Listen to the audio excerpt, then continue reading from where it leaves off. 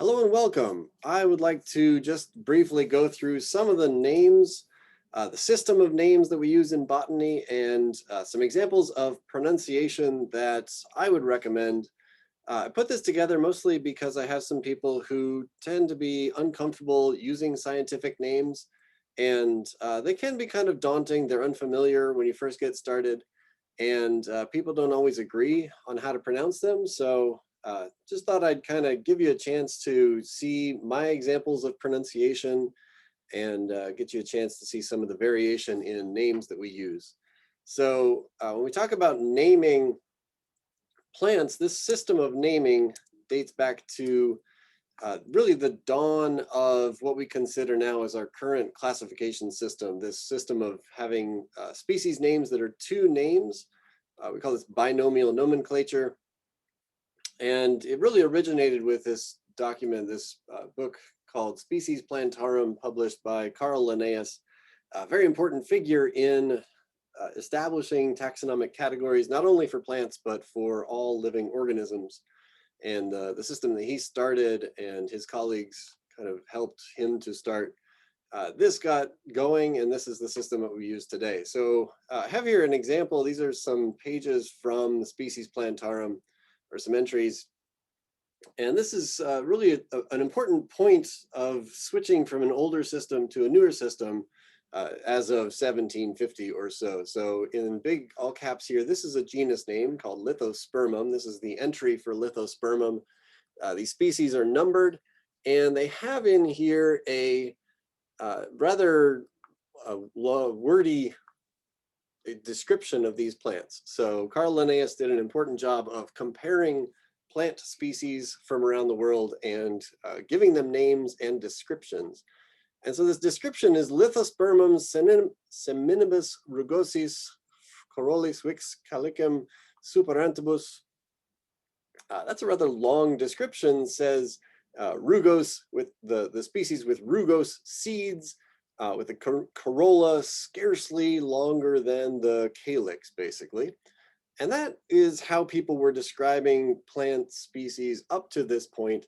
And I've heard it described as an accident, or maybe just kind of an editorial decision, that these long descriptions are accompanied in the margins by a single word. So we have a genus, which is a category, Lithospermum, and then in the margins is this name, Arvense, for this one species. We have this other species, Lithospermum foliis sobovalibus nervosis corollis acuminatis. Lithospermum with the suboval leaves with suboval and veined corollis acuminate. Basically descriptions that have been condensed down into the species known as Arvense and the species known as Virginianum. And these words, they're based out of Latin. They have meanings, and that's important to understanding, sort of transmitting the information about these. The meanings are not as important moving forward. So Virginianum, this is Lithospermum virginianum. It's not the only Lithospermum species you would find in Virginia. So using this as a sort of an identifier for knowing what species you have, it's not the only species found in Virginia, and it's not only found in Virginia. So it's not so much as a defining term as a unique identifier. So there is only one species, or there should be only one species called Lithospermum virginianum, but you got to be a little flexible when you use these terms. Sometimes they're inexact, sometimes they're downright wrong, but they are fixed. So we have to work with them regardless of how useful they are as describing these. So Arvense, this is the field Lithospermum, this is the Virginian Lithospermum. And as the start of this taxonomy system, Carl Linnaeus was describing some species in groups that ended up being much bigger as more species were discovered. So it's really just a starting point here. So why would this be a starting point in 1753? Just really briefly, this is a time in global history when science, and this system came out of a European school of science. People in Europe were receiving material, biological material from all over the world as global exploration was the things. People were sailing to far parts of the world, discovering new species there, bringing them back, and people like Carl Linnaeus were categorizing these and cataloging them, keeping track of what species were found and where. And as this system, as we needed to identify new species, it was important to have names for them. So just a little general schematic of some of the ocean voyages that were happening prior to the middle of the 1700s. And of course, this kept going after that point. So Carl Linnaeus was doing a very important job. He was based up here in Sweden, actually. But he had people sending him and delivering to him plant specimens from all around the world, and he was putting them into these categories and building up categories that he had already established. So the system, as I showed you on that first document, the descriptive publications were in Latin. This was a pretty common way to publish. Again, we're looking at kind of a European-centric view of world plant diversity here. Latin has a long history, goes back to the Roman Empire. That was one of the biggest stretches of land to be unified under a common governing system. And so people who live in Spain and Germany and France all had at least a little bit of history, even up into England and so on, had a little bit of history interacting with the Latin language. And teaching Latin was pretty common. It was kind of a common denominator in the educational system. So if you came up through the system and you became a botanist, there's a good chance you had some experience with Latin. Another way to look at the prevalence of Latin is that it was kind of nobody's language, right? So it's been called a dead language. People were not alive and fluently speaking Latin so much, but a lot of people were writing in Latin. And so it was not biased to any one country. It didn't really favor one country over another. Everybody had to learn the same language that nobody was necessarily comfortable speaking. So this was the language of, as I said, the Roman Empire. The Roman Catholic Church was very influential throughout this history. Just happened to be the language people ended up using. And that became basically the basis for these scientific names. So a lot of times they're called Latin names. It's not entirely accurate to call them all Latin names, as we'll see, but they're sort of Latinized names, and they came out of a lot of Latin descriptions.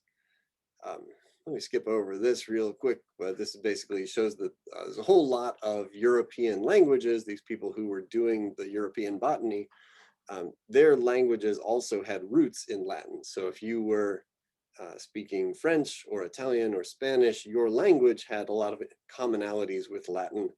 A little bit less so over this Germanic branch into Germany, and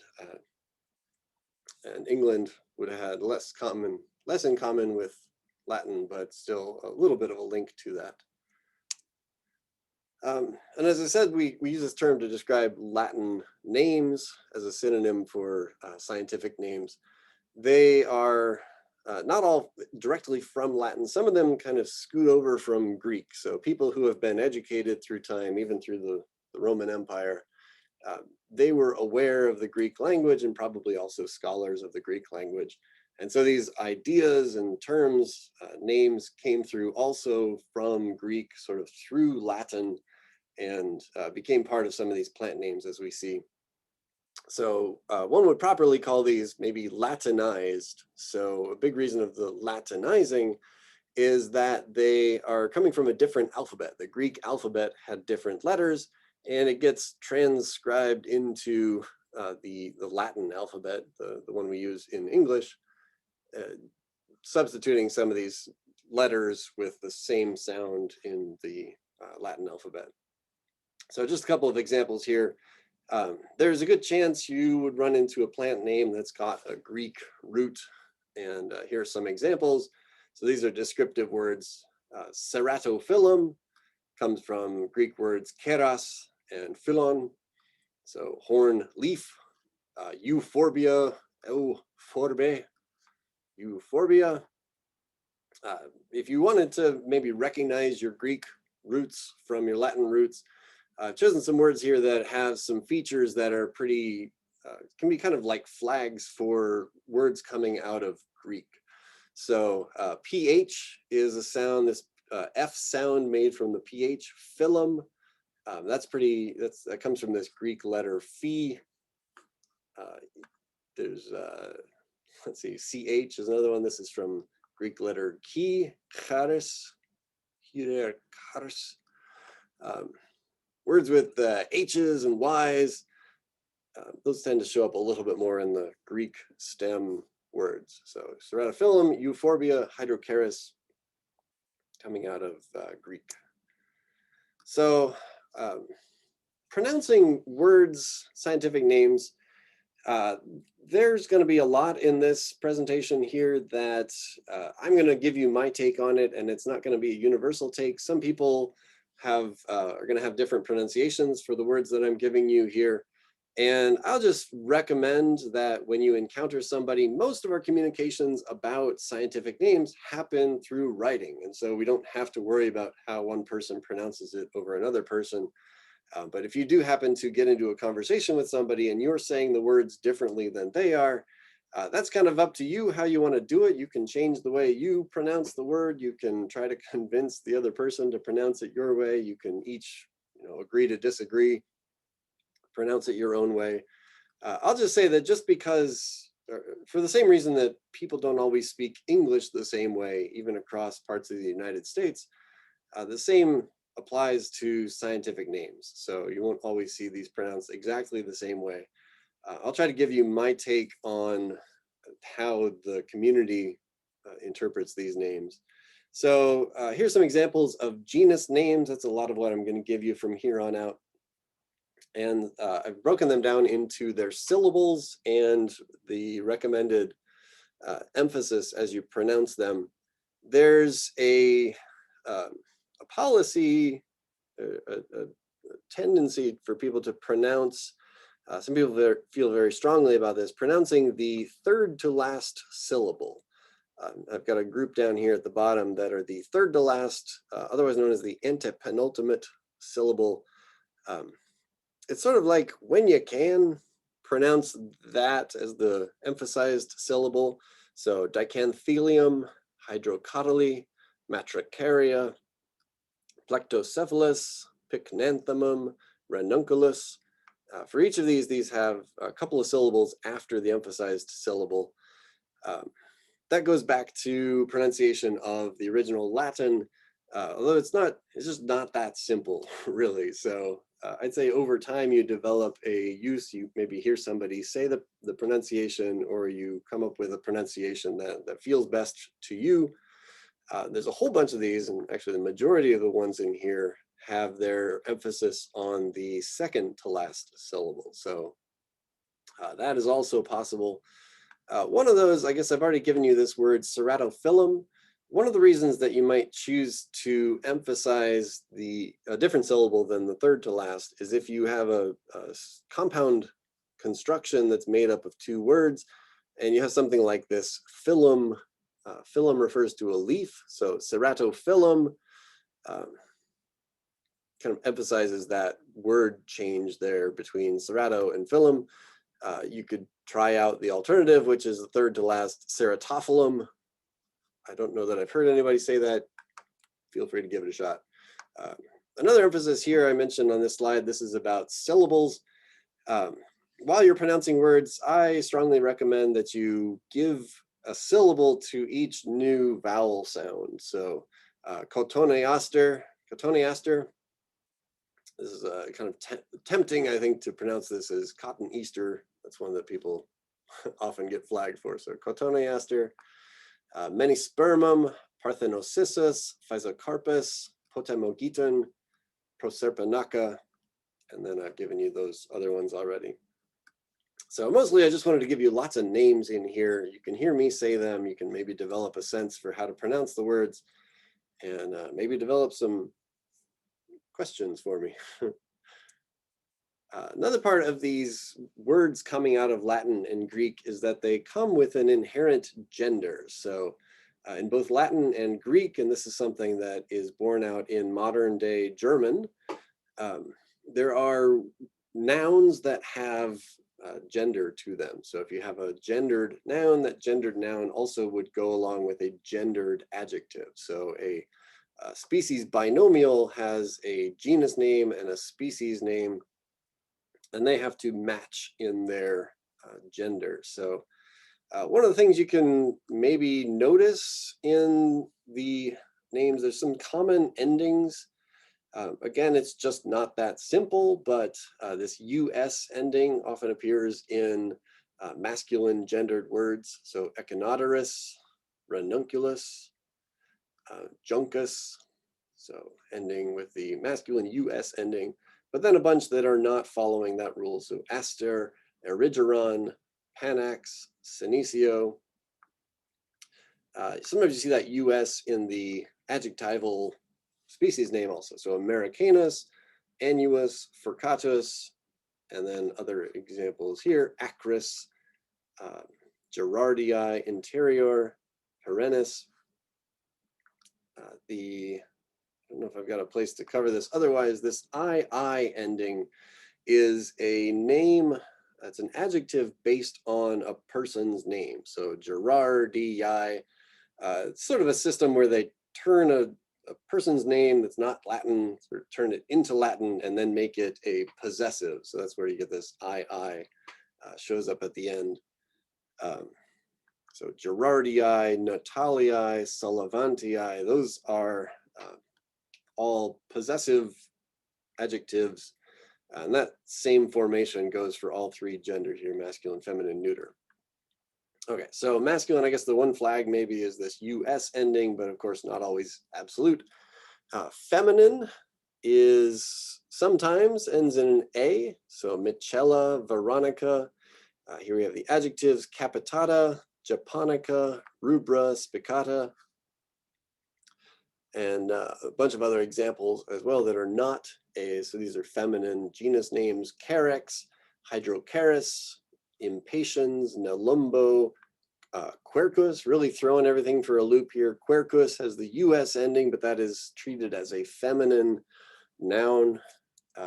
Go figure. We sort of have the history. We have to pay attention to the history of where these words came from and treat them with the same gender that they were originally treated with. The adjectives that don't end in A, we've got Australis. So this IS ending sometimes shows up regardless of masculine or feminine. Perennis for masculine, Australis for feminine. Perennis would also be feminine. Australis also could be masculine. Pratensis could be masculine. And so this is I don't know, if you know your Latin, we've got different word formations here, and this IS can do masculine or feminine. And the neuter, so neuter means neither masculine nor feminine. The neuter version of the IS ending is this E ending. So canadense, officinale, vulgare. That is the neuter ending, ends in an E for the adjective. A little more common neuter ending is this UM, so album, millefolium, spicatum, and UM in quite a few of these genus names as well. So Trillium, Taraxacum, Gallium, Eupatorium, Ceratophyllum, and then a couple that don't follow the rules there, Acer and Arissima. Another thing you might see in your plant names, there are categories above the level of genus. The categories are family and order, and these are based on the names of genera. So family names have this formulaic ACEAE ending, and you basically get that full family name by tacking the ending onto the stem of the genus name. So it's not always so simple as just adding ACEAE. For example, Alisma becomes Alismataceae. A lot of these do just switch right over. Aster, Asteraceae. Lamium, drop the UM and you get Lamiaceae. Lilium, Liliaceae. Nymphea, Nymphaeaceae. This one is another like Alisma where it gets a little bit of an extra letters. Borago becomes Boraginaceae. Oxalis becomes Oxalidaceae. Family names, so that's ACE. Some people pronounce it a little bit differently. ACE, Elismataceae, Elismatales, Asteraceae, Asterales, Boraginaceae, Boraginales, Lamiaceae, Lamiales, and so on.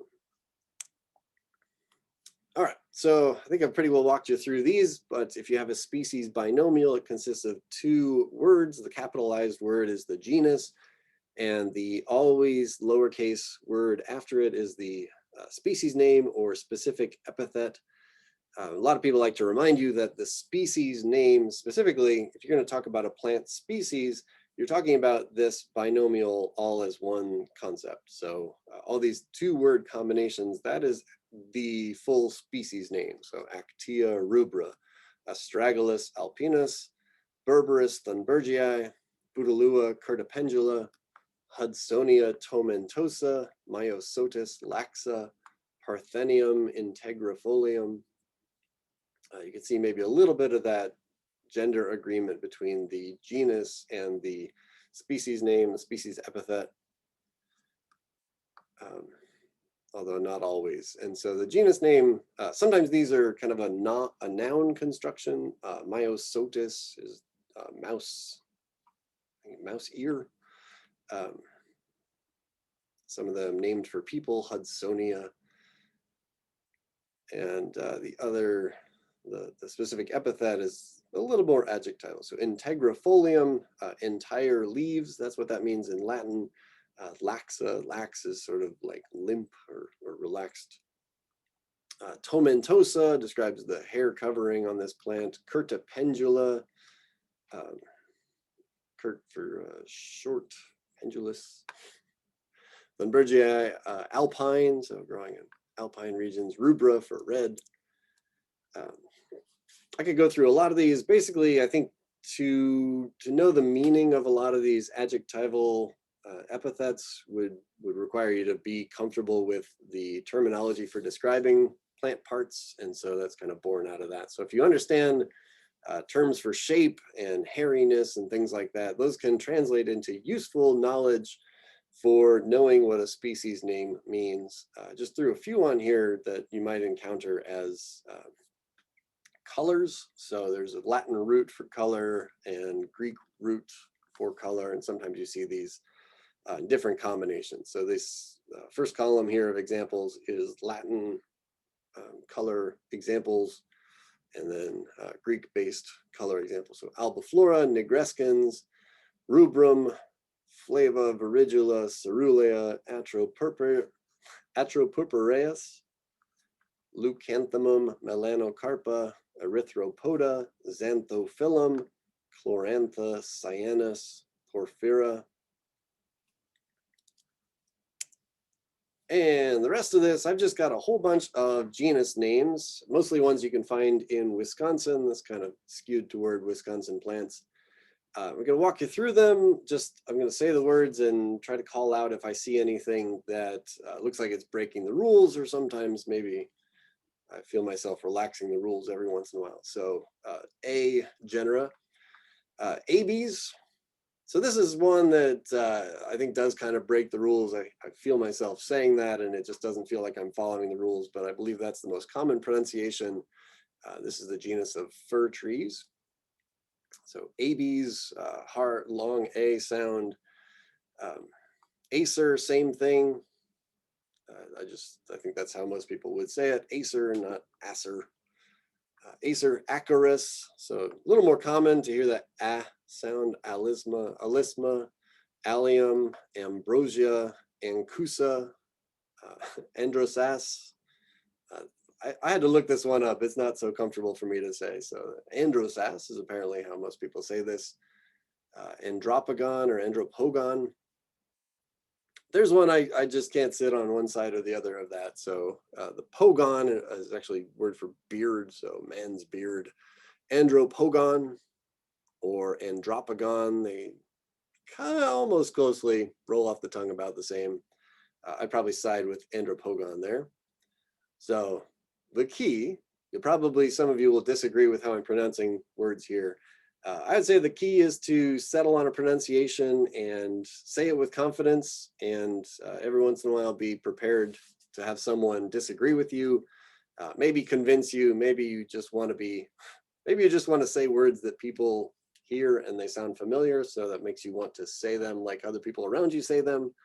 And that's a good enough motivation. That's kind of how I do this. If I run into somebody and they convince me how to pronounce andropogon their way, I'll probably pick up and go with that one. Anemone, apios, opossum. So there's one that's a little bit heavier on the third to last syllable. Opossum, Aralia. Some people go with Aurelia.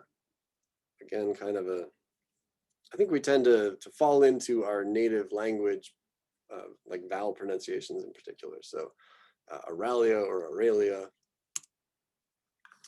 B for Baptisia, Barbaria, Berberis, Betula, Bidens, Bulbochinus, Budalua, Brasenia, Brassica, Bricellia, Brisa, maybe Brisa. I think I go Brisa. That's one of those, the classical pronunciation of the I sound is more of an E sound, but the American English pronunciation tends to drift a little over to calling this I, right? So Brisa, Bidens, you could go Bidens with that, but I think most people say Bidens. Bromus, Butamus. C is a little bit tricky. So C and G, there's a rule for pronouncing these in Italian and late stage Latin, where we kind of drifted into how we use them in English. So C before E tends to be a soft C, makes more of an S sound. That's before E and before I. And C before A or before U, those are hard C sounds. So Cacile, Calamogrostis, Caltha, Cannabis, and then before the E here, Celtis, Circis, there's another CI. The CH sound often replicates that chi sound from Greek. So it's kind of like a hard C with a little bit of breath behind it. Cinarinum, Cheloni, Circia, and then back to O, Comandra, Conium, Cuscuta, and then here's Cyparis. So CY is now a soft sound again. D, pretty straightforward. Dactylus, Dahlia, Dasyphora, Dasyphora maybe, Decadon, Delphinium, Deschampsia, Dianthus, Digitalis, Dioscorea, Disticlus, Draba. So I think people say Draba here. Draba is maybe a little more accurate classically, but I often hear Draba, Drosera, Drymocallis, E, Echinacea, Echium, Elatini, Elodia, Elymus, Epigea, Epilobium, Eragrostis, Erigeron, Erodium, Eryngium, Euonymus, Eupatorium. So that EU, we saw that in way back on the slide that showed you euphorbia. EU is a Greek prefix meaning well or true or good, and sometimes shows up in names. And so we just combine this EU and it often just gets said as U. So euonymus, eupatorium. F, also pretty straightforward, Phagopyrum, Fallopia, Festuca, Filipendula, Fimbristylis, Feniculum. Here I'm kind of swallowing the sounds that make that up. So you could go maybe a little more exotic and say Foeniculum, but I think it's usually just sort of a kind of becomes more of an O sound, Feniculum, or an E sound, just Feniculum, Fragaria, Frangula, Frolicia, Fumaria. G sound. So I mentioned G and C have a similar difference depending on what their following letter is. I have some examples here. GE and GI, these get more of what would be like a J sound. So geum, geum, gilia, although I think I'm tempted to say gilia here, so I am frequently breaking my own rules. And then in front of other letters, let's see, I'll also do the Y for that one, gypsophila. So the J sound for that, gypsophila. And before other letters, it gets more of that hard G sound. So Gylardia, Galax, Gallium, Gaultheria, Galusacia, Glucurrhiza. So the little bit of trivia here, the Y in Greek is really nothing different than our U sound, more or less. So sometimes Y becomes, sometimes we say it with a very Y sound to it. Sometimes we kind of swallow it and make a U sound out of it. So Glucurrhiza, Gnaphalium, or just Naphalium, kind of just do away with the G sound, Naphalium, Goodyeara, Gossypium, Gratiola, Gypsophila. H sound, Hakelia, Hamamelis, Hedera, Helenium, Helianthus, Heracleum, Heuchera. So here's another kind of tricky sound, the EU sound, Heuchera, Hippurus, Hordeum, Humulus, Hydrascus, Hydrocotyle, Hyssopus. I sound, Iberis, Ilex. So the first I sometimes gets the long I, as I mentioned before, Iberis. And then a little softer here, Impatience, Eonactus. So EO, I suppose somebody would say Ionactus here for this one. I don't run into that genus too often. Ipomea, Iris. J sound, I've got some examples from, this was, the first one here is actually based out of a Spanish word, Spanish location, Jalisco. So I think people would say Jaliscoa. Other ones get more of like an English J sound, Jeffersonia, obviously named for a person here. So Jeffersonia, Jovibarba, Joglans, Juncus, Juniperus, and a couple examples here where the J is really a stand-in. In the Latin language, they didn't have a J letter, but sometimes I would kind of function as a J, and it had more of like what we use for a Y sound. So if you see J kind of functioning as a consonant, these words actually come from root words that have an I in place of the J here. So this is Nias and Satareya. K sound, pretty straightforward. Calmia, Calopanax, Colaria, Grigia. L sound, Lactuca, Lamium, Laportea, Laetris, Lilium, Lobelia, Lolium, Lotus, Ludwigia, Lupinus, Lycium, Lycopus, Lythrum. I don't know if I could tell you reason why these are so different. Lycopus, we've got a hard C here, so I guess that makes it a different Y sound. Lycopus, we've got here a soft C, Lycium. I hear that as the pronunciation more than like a lyceum. Lycium. Also Lythrum and Lycopus. M sound, Myanthum, Malus, Mediola, Medicago, Menispermum, Mentha, Mimulus. I guess you kind of Mimulus, I hear most often. You could also do a Mimulus. I think it's a little bit more natural in English to say Mimulus. Monarda, Monotropa, Muscari, Myosotis, Myrica, Myriophyllum.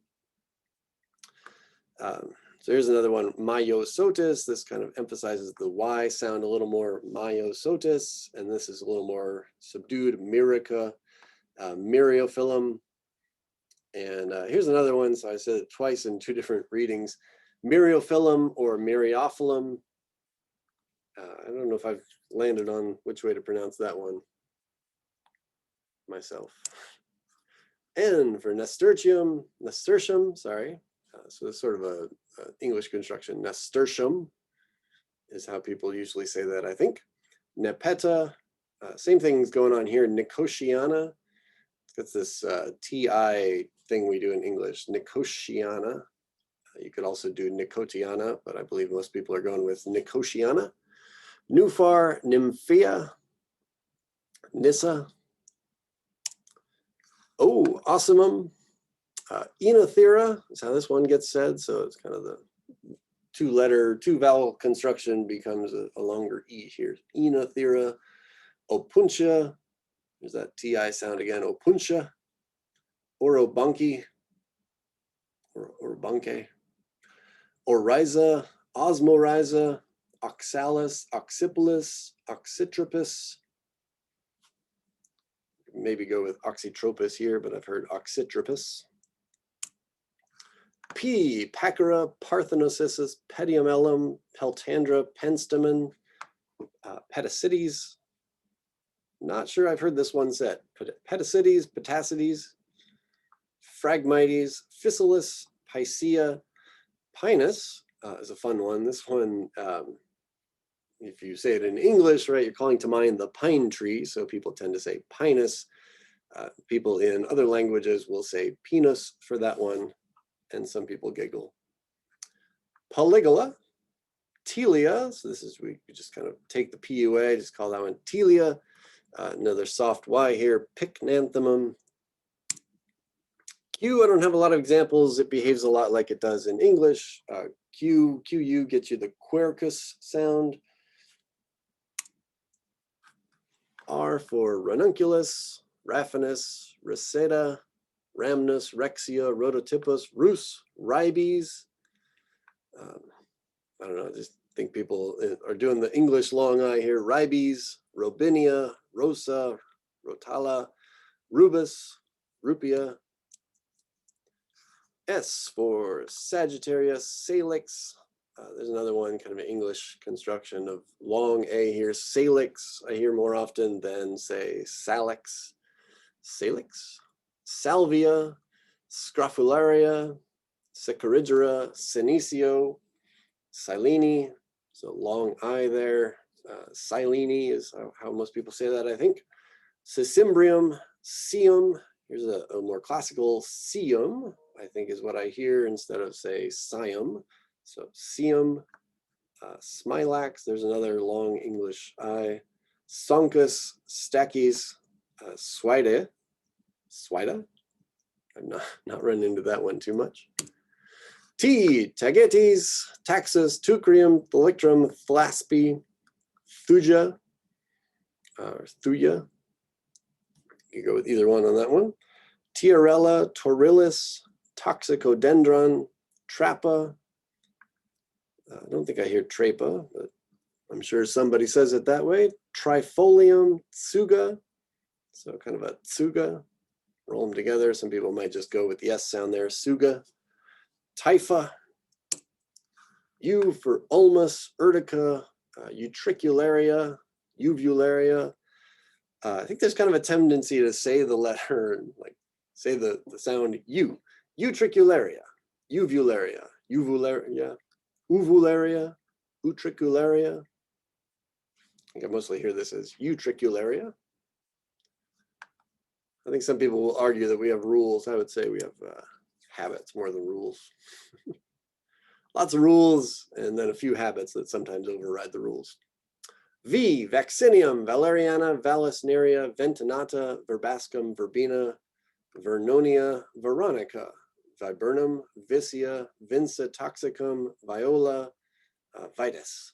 So here's that long I sound. You could also do viola here. Vitus, I suppose. I usually hear Vitus. W for Wisteria, Wolfia. X, a couple that start with X. Xanthium, so this usually gets kind of a Z sound. Xanthium, and I think I hear this one usually said Xyrus. I could go stretch your muscles a little more and say Xyrus, but I think Xyrus is more common. A lot of X's that make just the X sound. Atriplex, Carex, Larix, Adoxa, Oxypolis, Taraxacum, Taxus. A little more common. So starting just with the X, same thing we do in something like xylophone, right, in English. So starting with an X becomes kind of a Z sound. Y, Yucca, Cyperus, Cypripedium. So again, another pair of words that have the same CY with different pronunciations. So Cyperus, Cypripedium, Claytonia, Caniza, and Z's, Zanichelia, and then a few Z's in other parts of the words. Coralla rhiza, Escholtzia, Lespedeza, Luzula. So hope that was helpful for you. I hope you get a little more comfortable saying these words and get some practice, and tell me if you get called out for saying something wrong that I've recommended here.